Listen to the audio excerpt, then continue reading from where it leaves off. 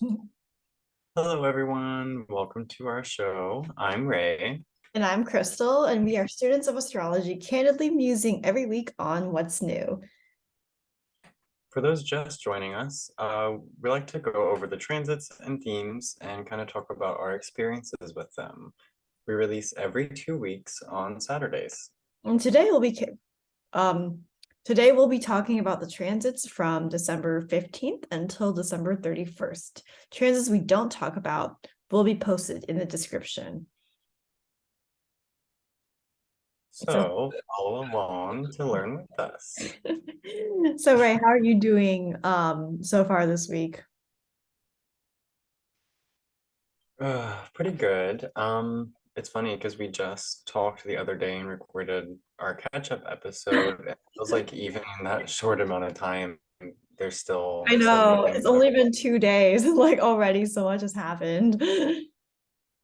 wow, yeah. So I've been doing good. I'll keep it short and sweet today on that end. How have you been? I've been doing good too. I've been making plans for the upcoming 2023 year and just processing a lot of emotional stuff that came up and like also like realizing a lot of my goals for the next year and being super excited that like I'm coming into a creative renaissance and my Saturn return is going to be starting in March. So that'll be really, really exciting for me because I've been waiting for this because I've been like I think I've been preparing amply for my Saturn return like my whole life. I've been really emphasizing the house it's in. So it's gonna be great. Yeah, I'm excited to see it.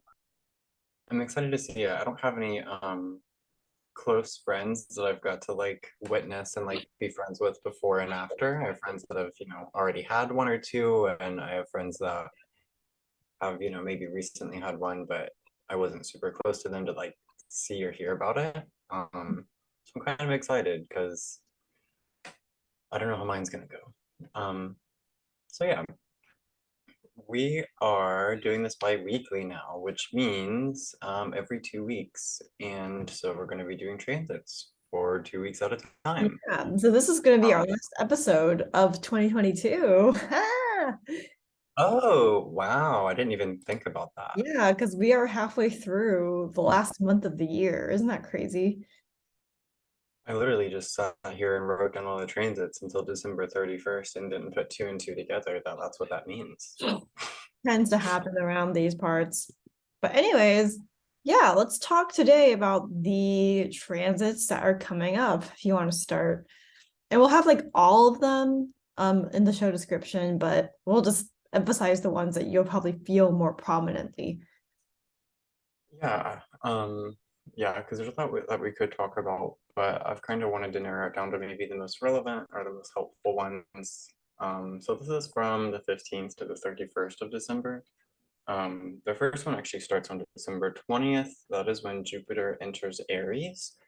Um, I feel like because it's an outer planet, the greater benefit, greater because it's lower. The effect is more there's almost like a ripple wave. It's like it's not the main big tidal wave that's going to hit you, but you can see it coming and you can see the smaller waves hitting you. Mhm. And so anything that Jupiter represents in your chart or um what it would mean in general with it being in Pisces, it's kind of like walking out of the house and leaving the home since it's going from Pisces to Aries. Mhm. And so it might feel like we are like gathering our things and getting ready to leave our house. And maybe there's a storm outside, or maybe it's really nice outside that, you know, that much I can't say, but the just that feeling of getting ready. And it's almost like that liminal space of I'm not really outside yet, I'm still inside, and I'm not fully ready yet. And yeah, maybe even like you're waiting on someone to show up. Mhm. That makes sense. Yeah, so that's going to be a little tense, especially because the next day on the 21st, that's when the sun enters Capricorn. And once it makes that change from Sagittarius to Capricorn, it's going to form a square with Jupiter. And so squares, I think in modern astrology, get kind of a bad rep as being like bad, well, even in Hellenistic astrology, they can get kind of a bad rep for being like bad, but it can just mean tense. And so I think the tension that we're seeing here is the sun is entering Capricorn and it's exerting its influence onto Jupiter, who just freshly entered Aries. And so it's almost like we've been waiting at that door, and then they're here, we're ready, they're going to come pick us up, and then the door opens and it's so bright. Um, and yeah, it's just that tension of waiting, and then okay, now this person is here, now it's time to step out the door. Yeah, Um, yeah. that makes a lot of sense. And then on December 23rd, we have our new moon in Capricorn, while Chiron stations direct. At that time, I believe Chiron will be in Aries. Is that correct? Or Mhm. is it gonna? Yeah. Okay. Damn. For a That's while. Like a yeah. long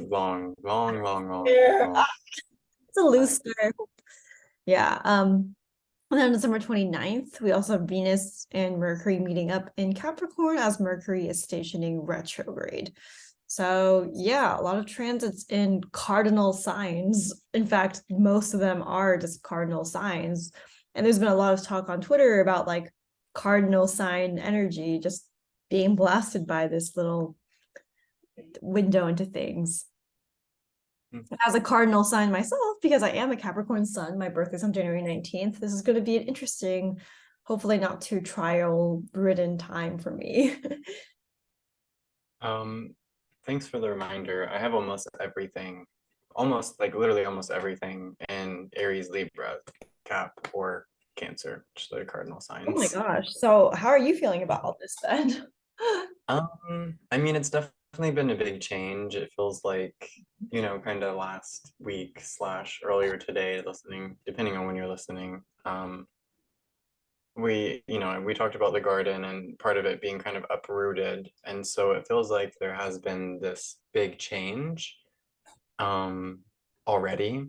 And I feel like that is leading up to this next part. And so I guess I'm particularly interested in seeing kind of what happens around the 23rd, since that's going to be not only the new moon in Capricorn, like you mentioned, not only Chiron like stationing direct, but also it's the holidays. Like the next day is Christmas Eve, and then the next day is Christmas, and so it feels like in a lot of ways, I guess, kind of a new opportunity for things, a new for me specifically, it'll be in my 10th house, and so at 1 degree, yeah, so it won't be too far from my midheaven either, or my natal Jupiter, and so that kind of makes me think it's going to be either something that's very visible or just some kind of change in career, or plans, which I have a lot of things being planned right now. So maybe it'll be kind of more of a fruition or a concrete announcement, even. Maybe I'll elect an announcement that day and just work with it. We'll see. But Despite having a yeah. mutable sun, yes, you do have a lot of cardinal energy. Yeah, I thought I was very mutable because both my sun and moon, Virgo and Pisces, both mutable. And I'm like, oh, I'm great with flex. No, I'm all cardinal. All, like nothing Oh, fixed. great. Everything's fine. It's okay. Yeah, it's just like I'm sitting still and moving at the same time, just this like ethereal, misty feeling. I'm like a ball of mist. Um, that's very warm. I love it. Yeah. I feel like for me, cardinal, so I only have one real cardinal sign in my chart, my cardinal sun, Mm. Capricorn. And I mean, I guess I'm going to a fifth house year next year when my birthday hits, which will be an Aries year, but like mostly Capricorn is like the cardinal energy I pay attention to the most. And I say a lot of it's like I initiate things and then like go and do some other things. I'm always doing something, but like if the whole like doesn't finish what you started, it's more like, oh, I don't do that because I'm doing something else. And usually that was something I started a while ago. And so that gets finished up. And then I come back to this. But it's because like it's just scrambled, like zigzag way of doing things. People just don't know what I'm doing most of the time. And I don't even know what I'm doing most of the time. So thank God I have my Leo moon and my Mercury and Aquarius, which are fixed to like communicate very directly with people about my fickle nature. So they're always prepared mentally. I'm like, don't have expectations of me. But you can have this one expectation of deadline, which I do deliver on. So I'm great with deadlines. But yeah, like it is an interesting time with all these like ingresses into, or not ingresses, but just I guess like transits that are specifically revolving around Capricorn, because it's always struck me as interesting that the holidays are like during quote the most productivity oriented, at least in terms of urban legend. Capricorn's like productivity and like results and like metrics and goals and like all these things, and the holidays are like supposed to be a fuzzy time, right? And at the Hmm. same time, we have like so much like capitalistic sort of driven consumer culture happening where everyone's like buying stuff, worrying about budget. So that stuff does end up coming into relevance anyway. But I guess I'm curious your thoughts on specifically like the holidays with the like archetype of Capricorn in the background, because it's like winter solstice hits and then 3 days later, like right in early degrees of Capricorn, we have Christmas and Christmas Eve. And then after that, we have New Year's Eve and New Year's Day, which are all Capricorn. So most of the holidays are Sagittarius and Capricorn. Maybe that's why people have a good time with me because I'm Sag and Cap. Yeah. But what Yeah. are your thoughts? What makes me think of the theme of Mundi again, as usual. Um, The theme just of with movie, as if most people have heard of that, which many have not. Oh yeah, just a good old. no, we literally pulled it up Oh last yeah, time. all the theme when you're doing stuff again. Oh, you always come up. People are like, what the fuck is that?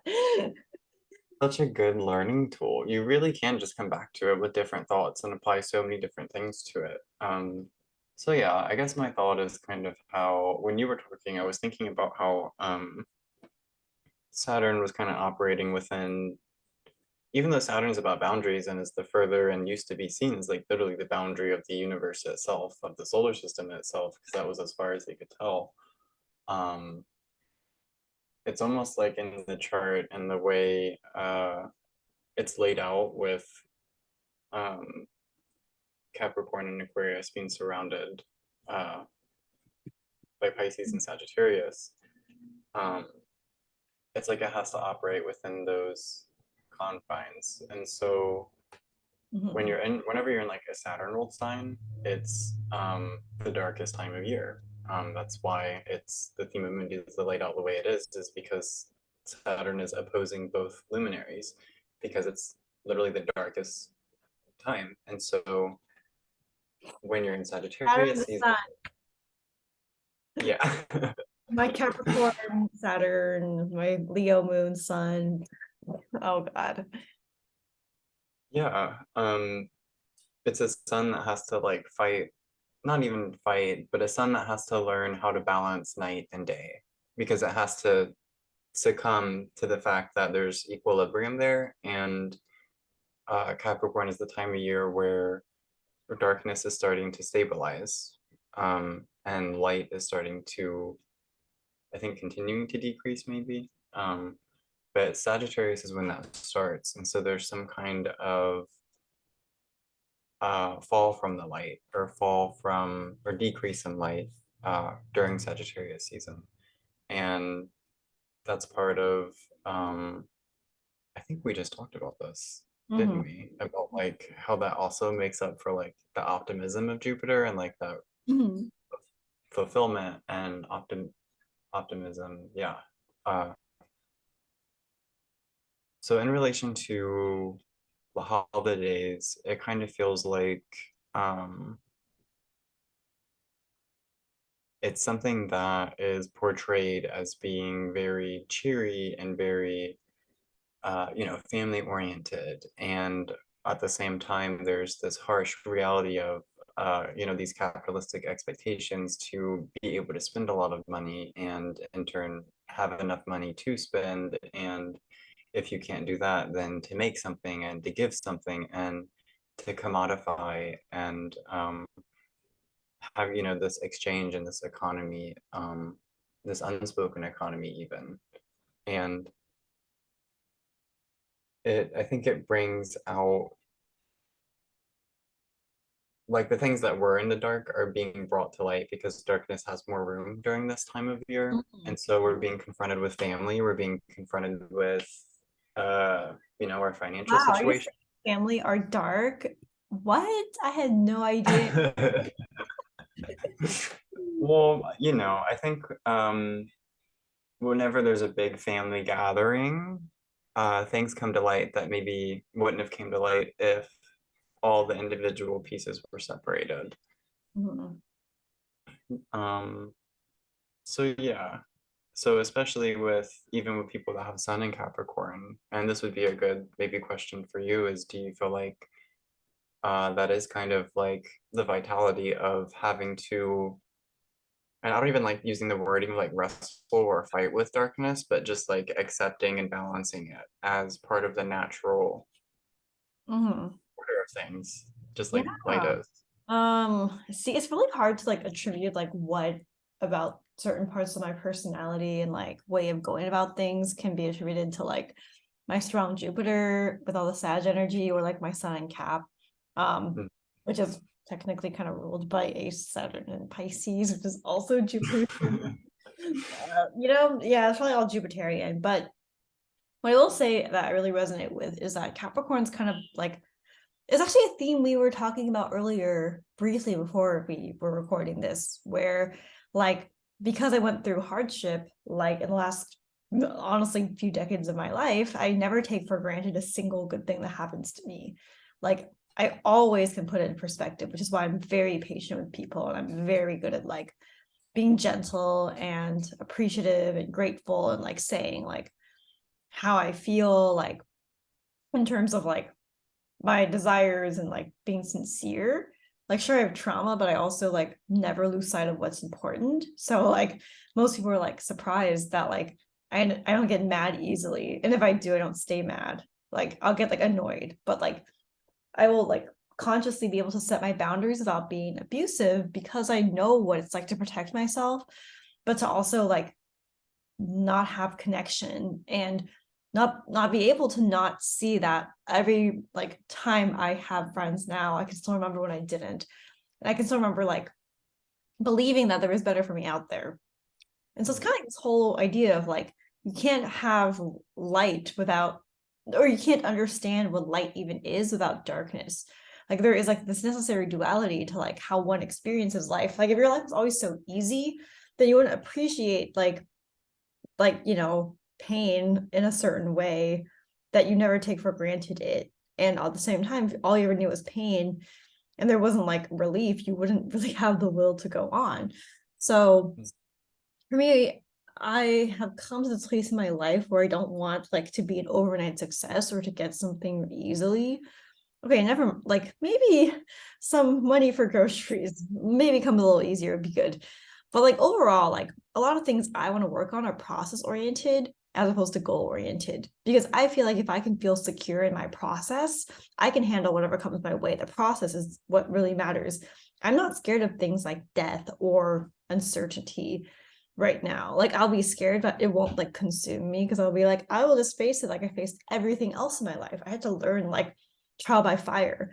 Um, I think the big lesson of Capricorn and Saturn and discipline and structure is like things don't feel as rewarding if you didn't work for them. You will take them for granted. You will literally not understand what it's like to not have that thing. This is why I think people who are very good with money because they came from like poverty, they have an understanding of money that like someone like me who didn't like feel the brunt of poverty like in the same way of like, oh, sometimes we wouldn't eat, never had that exactly. Um, but I've been povertous when it comes to like feeling like I had a place in the world and like feeling like I had friends that supported me and like liking the city I was in and feeling safe fundamentally in the world. So now that I do have those things, like I feel like yes, I can appreciate them because I didn't have them before, but I also feel like I earned them. Like I grew the skills I needed to like be a good like to like socialize well, but not just like by the norms that society had like established, but like by norms I myself saw, and I was willing to question the status quo even when I was younger, and like go against it on an internal level of like, I'm not going to let people colonize my like way of being. And I kind of feel like if I didn't have hardship, suffering, darkness, so to speak, I wouldn't have been able to learn that. Because I think the point of learning isn't to just be able to face the darkness more, it's to feel really fucking good about the light and feel like wholly aligned with deserving it. Both gratitude and also a sense of like, yeah, like I worked for this. I don't have to feel guilty that I got it easy, because I didn't have it easy and I have it now because I fucking earned it. Right. So people are really protective of like, hey, like, how dare you say I have white privilege? I worked hard for things. Are you saying I didn't struggle? Ha! But I think like that way of like thinking is very much like people want to be protective of the fact that they have a sense of deservedness that was based on hard work and merit. And I think people want to believe that we live in a world that really cares about that stuff. And at the same time that there is stuff we can't control, and it's not always good because bad people get breaks that they shouldn't. At the same time, the world does run on merit. So I think Capricorn reminds us of deservedness. And I kind of pair that with like darkness, because you have to like fight through darkness to find the light. Like people didn't invent the light bulb just when it was light out. They had to like use candlelight and be resourceful and like know these things. So I think darkness is a necessary part of like, yes, growing up, and also just like being like in flow towards what you inherently will get and then deserve. Mhm. Yeah, I mean, if it was sun all the time, your crops would, like the soil would deteriorate if it was growing something year round. And it wouldn't be even to get the nutrients it needed to grow what it needed to grow. Which is why you have to like, rotate the soil you use when you grow crops. Which is interesting, funny enough. I read one time that practice started as like an esoteric practice where they would leave one section of their farm untended, for like just nature to do what it wants with, so animals would have a place to go and just things like that, and they would leave that section, you know untended, and then they would have their parts that they would tend, and then every year they would rotate the part that they left alone. um and that's where like the origin of like crop rotating came from, is because it was like a spiritual, like, here, this is to appease the fae, basically, like, um I think yeah. we've lost some of this now. We've lost some reverence for like sacred ideas about like what's greater than us. I don't think just relegating it to like the gods or the universe, or like, ah, yes, I took some ayahuasca and now I'm enlightened. I think it's about like ritualistically incorporating that into your everyday, because crops is like farming is like a part of life, right? Like we eat stuff from that. I think a lot of people go like, I have my meditation practice, my fancy meditation retreat, and my like guru person, as opposed to like, how can I literally be like a monk and like drink this coffee with this like Eastern sensible sense of mindfulness? And so what you were saying actually reminded me of that. Like, oh, it was literally incorporated into like their actual like work. And I feel like people aren't having Zen methods of being and like productivity like tools, right? Like Notion is like, sends you a notification, hey, have you taken a breath right now? Have you thought about how you're treating your teammates? You better get on that. But like, I think it'd be really interesting because like, I think, yeah, maybe it's because my Capricorn sun's in my second house, and the second house is about like values, but I think it's also about like stewardship. It's like, what am I being a steward of? Because steward is very different. Like, this thing is mine, it belongs to me, I own it, as opposed to, yes, God gave me this sheep, and I will be a good steward of the gifts the sheep will give me, like the rugs I will make from it, the milk. I actually don't know what else you would use a sheep for, but the idea. Like, but you know what I mean, right? Like, it's a lot of it's Oh like, yeah, I am a that's a steward good of this water bottle. I'm going to be very nice to it and then recycle it when I'm done with it. Like, I don't know. I think this is like a very mindful way of living, in a sense of like deservedness and gratitude and earning whatever the fuck you have. like act like you earned it, you know? Yeah. Well, yeah, and literally, that's actually a really, really, really good example. Because back to the triads again, uh, the second house is things that grow and contribute to the first, including food. Um, The second house, the farmhouse. do I? Is the second house the farmhouse? Um, I think there was like something about like one of these houses is about like farming or something, right?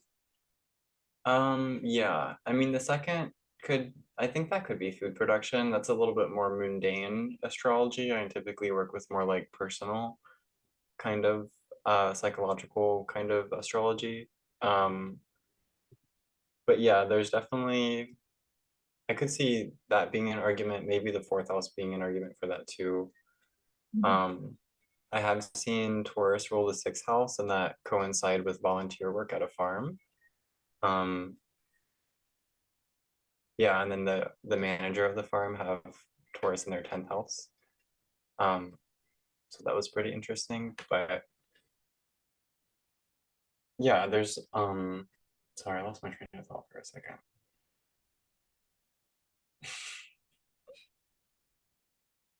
You said a lot of good things and I was digesting them. I'll take your word for it. They'll probably come up later in a future discussion. Um, but yeah, it just feels like it's gonna be I guess we can circle back. I wrote down some themes actually, and it feels like there's gonna be a lot of unexpected ideas, thoughts, and inspiration, and they're gonna hit like a train. I didn't mention, but there's gonna be two different trines to Uranus during this period, and then those same planets are gonna sextile Neptune later in the month. So it feels like it's gonna be unexpected understandings of pleasure, especially with Venus being there, and what actually brings pleasure. Mhm. And sometimes what brings pleasure or what brings leisure is actually hardship. That's not something I would like preach to someone going to through a difficult time, but in like a generalized philosophical sense, that's a theme that we've been seeing is that when you experience things that are difficult and then you have time off, that's the best time off you have. I mean, if you work 40 plus hours a week and then you clock out, that is like the best feeling in the world. It's like you're free. And it's very relieving. And you wouldn't have relief if you didn't have pressure. That makes Tension. sense. Yeah, because I was thinking of how like good during the good times you save and during the bad times you spend. Because I kind of feel like this is how everything works. Like every time something's good, I'm like, let me just like mine as much as I can from this. And then when things are bad, I remember what was good because I prefer like, good. And it like keeps me going. It keeps me like able to like keep my head up. And I think that this is like a great way of life too. It's like thinking of life in seasons, but also what do you do during those seasons? In winter, you like hibernate and you hoard and you like you can't go and work on the fields. And then in the spring and summer, you're working on the field so you have enough for the winter harvest, right? And I think this is Mhm. actually a great way to think of like life.